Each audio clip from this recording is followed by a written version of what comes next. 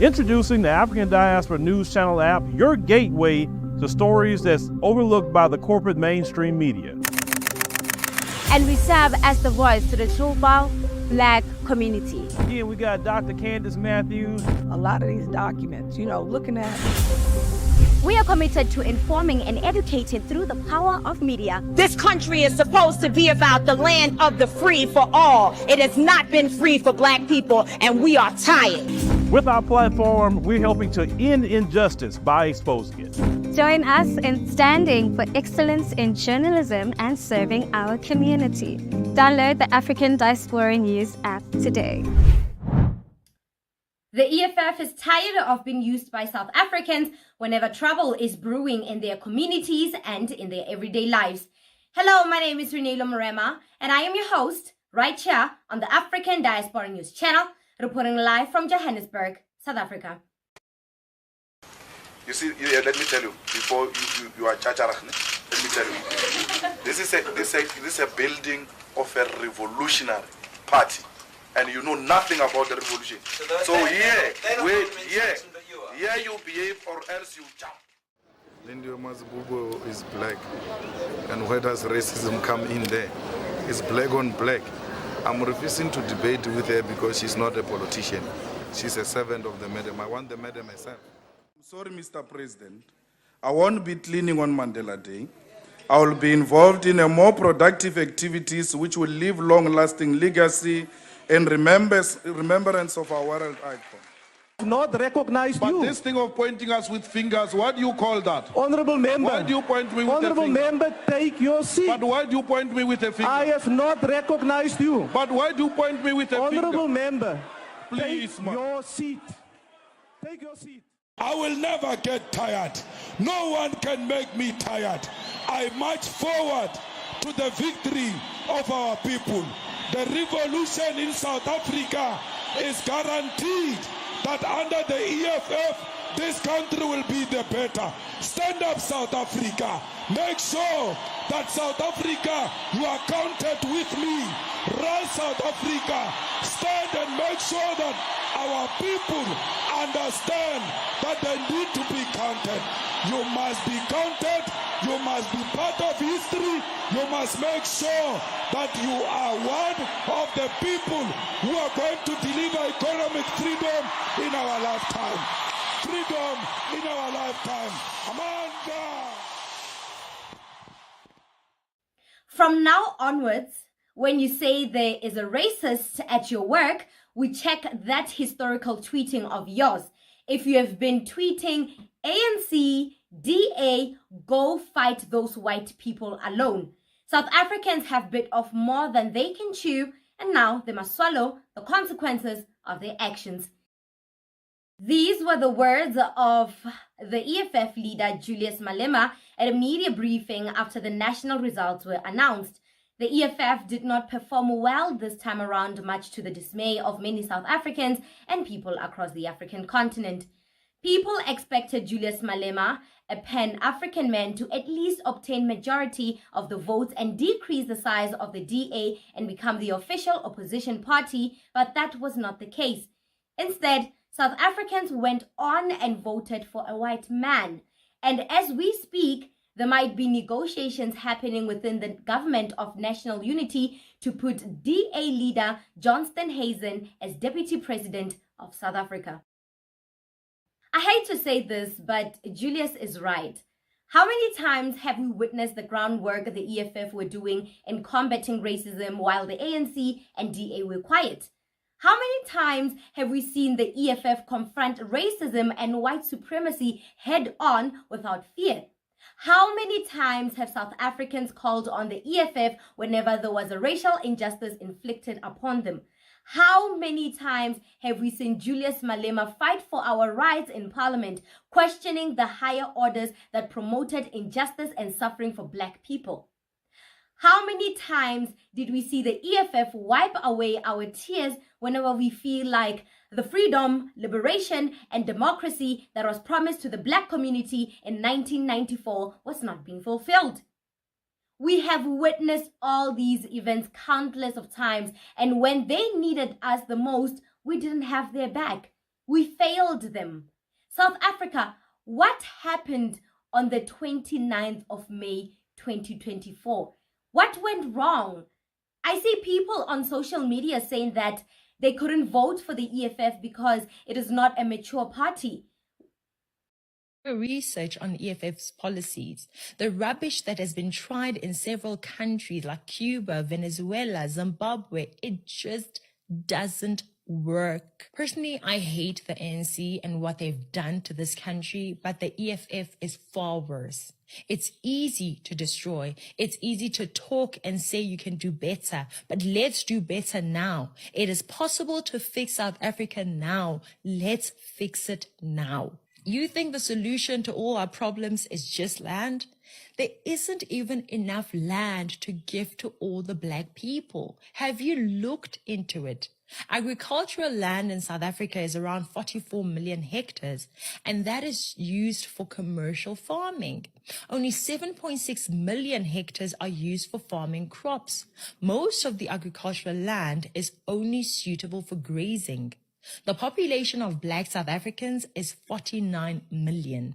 How are we going to share 44 million hectares of land? That is 0.8 hectares of land per farm. Do you see what that is? It's subsistence farming. Malema wants us to do subsistence farming on tiny little plots, almost the size of a football field.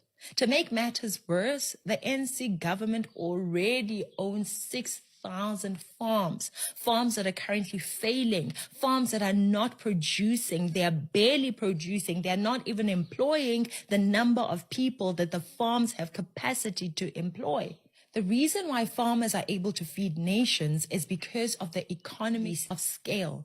The bigger the scale, the cheaper the production, hence the more you can produce. I know that there are black people who know these things. There are black people who are educated in economics. Why are you keeping quiet when fools are about to take our country into chaos? The economy is a complex machine, and Malema, who has never had a job, who has never run a successful business, is telling us that he can create a paradise for South Africa. A man who has survived through donations, owed millions in taxes. No one wonders where he's getting all this money from. He has lost a farm and a mansion because they had been purchased with proceeds of corruption and money laundering. You guys, you just don't care. You're just going to take in everything that he's saying and don't care about his record. Are you guys even paying attention to yourselves? Why I will no longer be voting for the EFF. So I've voted in 2 national elections so far. This upcoming election will be my 3rd. I feel old. But this is why I will not be voting for that party anymore. Number 1, the anti-South African stance is forced and it's jarring. Because how can I trust that you have South Africa's best interests at heart when at every turn you are degrading and undermining your very own fellow citizens? Number 2, are they really revolutionary or is it just an aesthetic? Because I know we've all seen those corruption scandals. Number 3, telling black South African women to give birth to more children because you're going to give them more money is insane. The adoption system is in shambles. Children are being abandoned and abused. People who aren't entitled to governmental benefits are also receiving them due to corruption, including people from outside. When it comes to handling matters that concern the country, they turn parliament into a circus. And I say that is bull. You guys see the epic theatrical reactions of the EFF and equate it to the maturity of the party. Do you guys just judge their actions based on social media comments, or do you sit in and watch and listen to the whole parliament and the issues raised in parliament and ways to address and fix those issues? I doubt it. You don't watch the whole parliament section.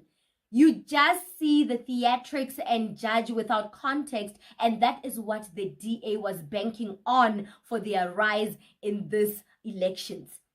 For a long time, black people's voices have been silenced. Every time we try to peacefully negotiate our matters that affect the black community, we are met with hostility and resistance. Just like back in 1976, when the learners did not want to be taught in Afrikaans, They peacefully tried to negotiate that. They tried to negotiate their way out of being taught in Afrikaans. But when their case was not taken seriously, they took to the streets to march. Every time we raise our voices or do these theatric marchings, they want to play victim and call us angry black people. But in reality, they gaslight us. In my previous segment, I said white people love the long game. They don't mind waiting 1,000 years just for that one moment of opportunity to pound. And that is what happened on the 29th of May 2024. They have waited for 30 years for this opportunity to take back the country while we are still sleeping, while we fail to see the bigger picture. And while they are waiting, they study us, our behavior in particular, how we react to certain things, how we treat each other as black people, and how much we value each other. And once they see a division amongst us, a pattern of hatred amongst each other as the black community, they use that to their advantage. That is why today we see black people voting for the DA. They are not in tune with themselves. They hate the color of their skin. They share the sentiment as the DA that white is superior, white is efficiency, and white is better. We live amongst people who hate the color of their skin, people who go through internal conflict about their race, people that worship the lighter skin, and people that go as far as bleaching their skins. So Julius Malema is fighting a never-ending war. Julius, this war, you can't win it. You cannot put your party on the firing line for people who hate themselves. In all essence, I support Julius Malema's statement. You must swallow what you eat. You chose this life, now dance in the rain. You can't expect a path. You can't choose a path and expect people to come and save you when the path gets dark, when the path gets shaky. This is our lives. And when it comes to the direction of this country and how it impacts our lives, we can't be kind to colonial empathizers and people that suffer from Stockholm syndrome. So, Julius Malema, this war, to be honest, you can't win because it's an interpersonal war. People are fighting amongst themselves. We have people that don't even want to be black anymore. So who are you fighting for? I totally agree with this statement. Guys, we have bit. Now we need to chew what we've bitten and swallow it. Well, there's no need really. The people of South Africa must swallow what they've decided to chew. And they decided to chew 40% of the ANC. So why should you field a presidential candidate for what? That's what they said they want. Why do they go and make decisions and they hope someone is going to rescue them from the other side? It's their own decision. They chose load shedding. They chose Ramaphosa. They chose the highest level of unemployment. They chose racism. That's what they chose.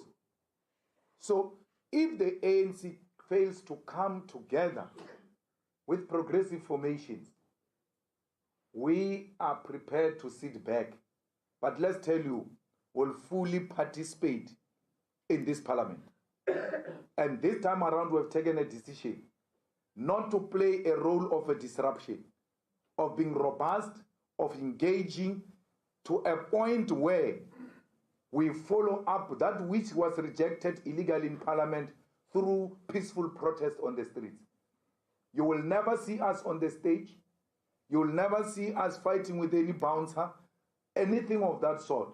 We are here as a 10-year-old organization with mature parliamentary politics, well experienced to make sure that the views of those who voted for us are well represented. From now onwards, when you say there is a racist at our work, we check the historical tweeting of yours. If you have been tweeting ANC, ANC, DA, go and fight with those white people alone. What do you think about this segment? Comment to us in the comment section below. Don't forget to like and share the broadcast. Subscribe to our YouTube channel.